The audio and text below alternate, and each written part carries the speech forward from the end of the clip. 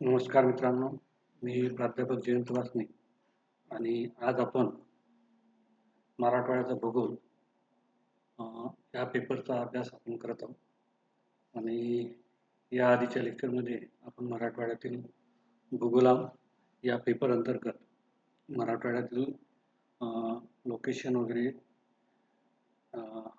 Climate यासारखे अनेक point आपण अभ्यासलेले आहेत. आज आपण एका नवीन पॉईंटला या ठिकाणी सुरुवात करत आहोत आणि त्या पॉईंटचं नाव आहे नदी प्रणाली. तर यामध्ये आपल्याला मराठवाड्यातील प्रमुख नद्या आणि नद्या त्याच्या उपनद्या यांचा आपल्याला अभ्यास करायचा आहे. तर सर्वप्रथम आपण बघूया की या मराठवाड्यामध्ये सर्व जिल्ह्यामध्ये कोणकोणत्या प्रमुख नद्या आहेत. तर या ठिकाणी जर आपण बघितलं मराठवाड्यातील प्रमुख नद्या, तर यामध्ये मराठवाड्यातील प्रमुख नद्यांमध्ये गोदावरी जी आहे ही सर्वात मुख्य नदी आहे आणि या गोदावरी नदीनंतर तिच्या अनेक उपनद्या आणि या ठिकाणी दिसून येतात. तर आपण या ठिकाणी बघूया, आपण QGIS मध्ये जाऊन या ठिकाणी ज्या नद्या आहेत ही गोदावरी नदी जी आहे, आता आपण या ठिकाणी अनेक नद्या यामध्ये दिसून येतात आपल्याला.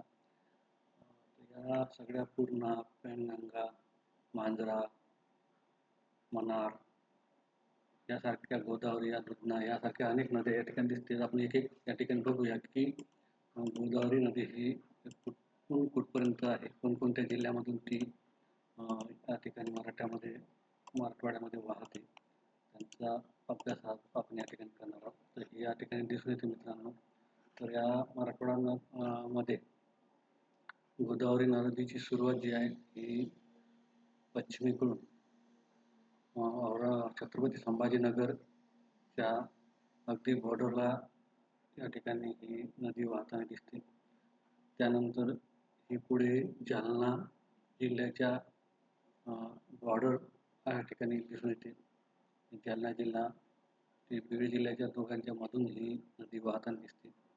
त्यानंतर ही परभणी जिल्ह्यामधून जालन्यातून नंतर परभणीच्या काही मार्गाने परभणीमधून मध्य भागातून वाहत जाऊन ही नंतर नांदेडमध्ये जाते आणि ही नांदेडमधून पुढं ही तेलंगणामध्ये जाताना आपण दिसून येते. तर या प्रकारे ही सर्वात मोठी प्रमुख नदी ह्या ठिकाणी असलेली दिसून येते. या नदीला आपण गोदावरी नदी म्हणतो आणि याच नदीवरती या ठिकाणी पैठण या ठिकाणी सगळ्यात मोठे जायकवाडी धरण या नदीवरती बांधलेले आहे.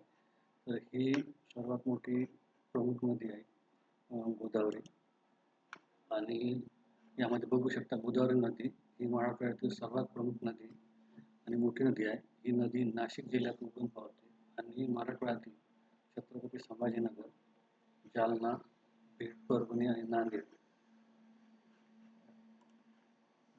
छत्रपती संभाजीनगर, जालना, बीड, परभणी आणि नांदेड या जिल्ह्यातून ती वाहताना आपल्याला दिसून येते आणि सगळ्यात महत्त्वपूर्ण नदी आहे. त्यानंतर या ठिकाणी आपण बघू शकता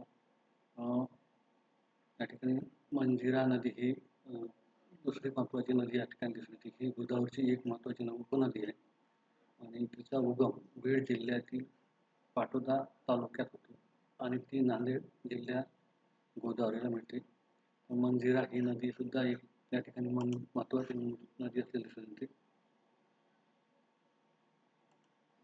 या ठिकाणी आपण बघू शकता ही मंजिरा नदी आहे. या ठिकाणी बीड जिल्ह्यातून ही त्यानंतर वाहताना आपल्याला दिसून येते.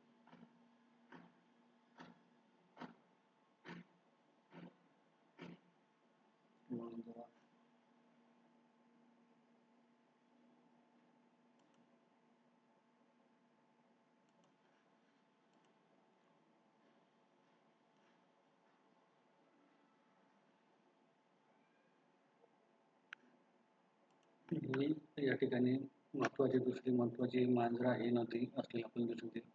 ही बीड जिल्ह्यामधून वाहतून या ठिकाणी आपल्याला दिसून येते. ही लातूर या जिल्ह्यामध्ये प्रवेश करून या ठिकाणी नांदेडमध्ये जाणे या ठिकाणी आपल्याला गोदावरीला मिळताना दिसून येते. ही दुसरी महत्त्वाची नदी असलेली आपल्याला दिसून येते. या ठिकाणी आपण बघितलं की पहिली गोदावरी नदी, दुसरी मांजरा नदी असलेली आपल्याला दिसून येते. आणि तिसरे आहे पूर्णा नदी.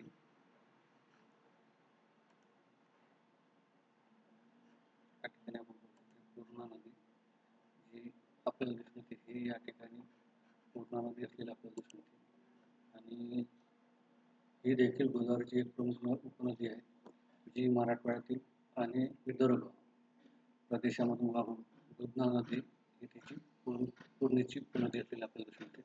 तर आपण बघू शकता, हा इकडं जो भाग आहे, या भागामध्ये ही पूर्णा नदी वाहताना आपल्याला दिसून येते. त्या ठिकाणी दुधना नदी असलेली आपल्याला दिसून येते. आणि ही हा जो बुलढाणा जिल्ह्याचा भाग आहे, हा बुलढाणा जिल्ह्यामध्ये ही विदर्भाची एक बॉर्डर असलेली आपल्याला दिसून येते. आणि या भागामध्ये पूर्णा नदी वाहताना दिसून येते. अशा प्रकारे गोदावरी, त्यानंतर मांजरा, त्यानंतर पूर्णा, अशा प्रकारे ह्या नद्या प्रमुख नद्या आहेत. यानंतर सुद्धा प्रमुख 3 नद्या आहेत. या 4 नद्या आहेत. आपण या 4ही नद्याचं आणखी माहिती आपण घेणार आहोत. त्यानंतर पैनगंगा नदी सुद्धा या ठिकाणी असलेली आपल्याला दिसून येते. या नद्यांचा सुद्धा आपण